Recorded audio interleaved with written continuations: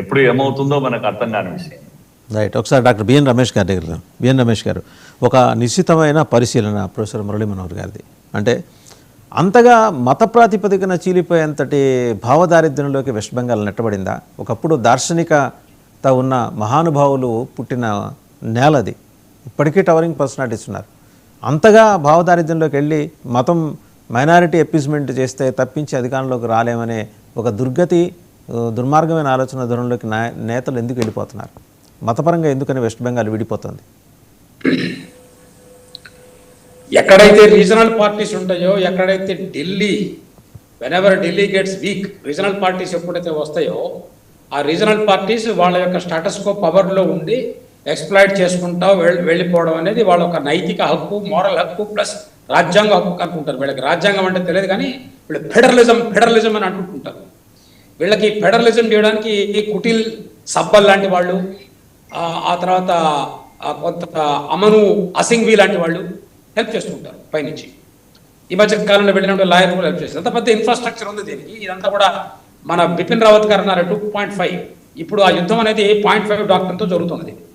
China పాకిస్తాన్తో direct యుద్ధం లేకపోయినా ఇప్పుడు ఎలక్షన్స్ ఇన్ బెంగాల్ అనేది that's war that's going on between that 0.5 doctor which doctor Shri Bipin Rawat ji, late Bipin Rawat ji mention. So ఇంకోటి ఏంటంటే మీరు అడిగారు మత పారంపర్యంగా, మతం కాదండి ఇక్కడ important. Bengali Muslim is more akin to Bengali Hindu దాని Punjabi Muslim is a fact.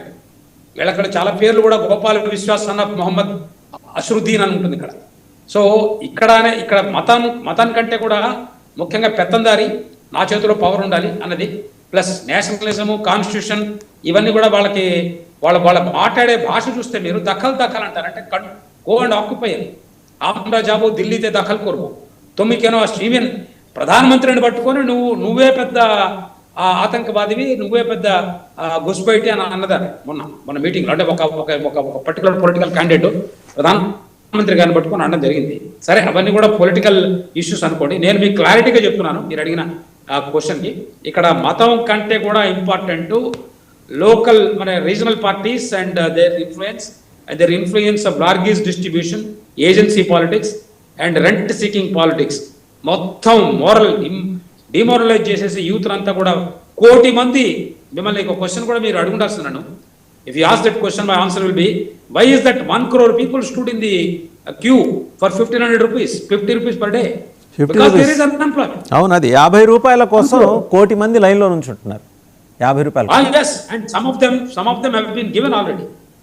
And when the government has no money for paying DA, direct dearness allowance to government servants, so there is you may also bring to the notice of your viewers, that is government servants అనేవాళ్ళు 1 కోటి మంది families అంటే government servants plus voters వాళ్ళు చాలా విరుద్ధంగా ఉన్నారు. ఎందుకంటే వాళ్ళకి రావాల్సినటువంటి ఇవ్వలేదు. వాళ్ళు హైకోర్టుకి వెళ్ళారు, సుప్రీంకోర్టుకి వెళ్ళారు, అక్కడి నుంచి ఆర్డర్స్ వచ్చాయి. సుప్రీంకోర్టు ఆర్డర్ ఇచ్చింది వాళ్ళకి మనీ, అది ఇవ్వలేదు.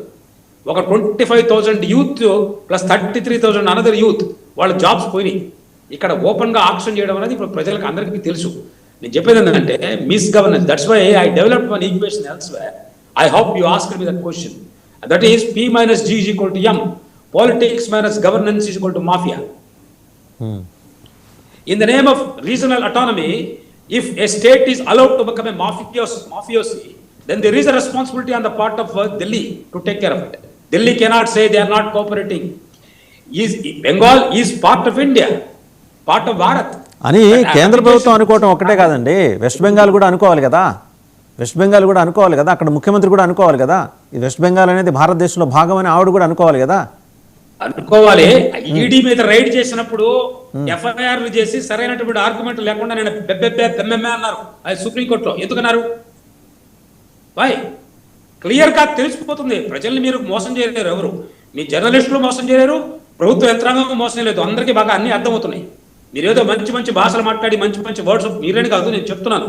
ఎందుకంటే నిన్న సుప్రీంకోర్టులో జరిగింది ఆర్గ్యుమెంట్. ఆమె as an advocate, LLD doctor of law, 12 years engineering management చేసిన వ్యక్తిగా నాకు అశ్రుధార వచ్చింది ఆ ఆర్గ్యుమెంట్ విన్నప్పుడు. ఏంది అవస్థ? ఒక కపిల్ సిబ్బల్ అనే లాయర్ గారు, వారు అడ్వకేట్, వారు సుప్రీంకోర్టు జస్టిస్ గా నాకు అనిపించారండి. వారి వీర విక్రమ స్వరూపం చూశాను. అరే దట్స్ ఎన్ ఎలిగేషన్ అంటాడు ఆయన. ఆవిడ ఓపెన్ గా అన్ని చెప్తే that's an allegation, it's not a fact. అంటే మీరు హార్వర్డ్ లో జరుపుకున్నటువంటి ఇంగ్లీష్ నాలెడ్జ్ అంతా దేశం యొక్క సెక్యూరిటీ తూట్లు పుట్లు కొట్టడానికి ఉపయోగిస్తే దేశంలో ఉండే ప్రజల పాపం నాలాంటి వాళ్ళు కన్నీళ్లు కరగడం ఇంకేం చేస్తారు సార్ చెప్పండి మీరు.